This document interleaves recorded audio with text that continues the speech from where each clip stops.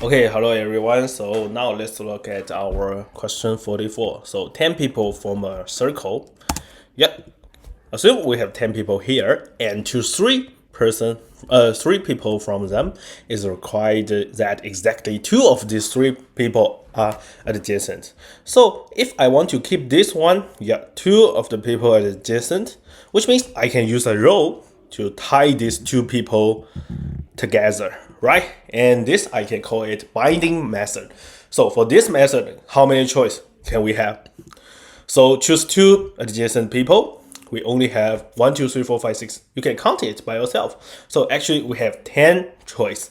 And we want to keep, only two people, which means we should choose another guy and the other guy should not be adjacent to these two people. So how many choice?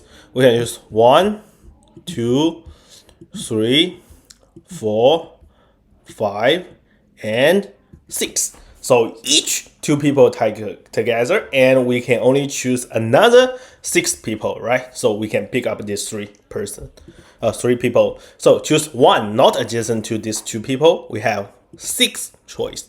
So use the multiplication principle. In total, we will have 6 times 10 equals to 60. Equals to 60 different ways. So this one, we just use the binding method. We first think about how many choice for two people tied together.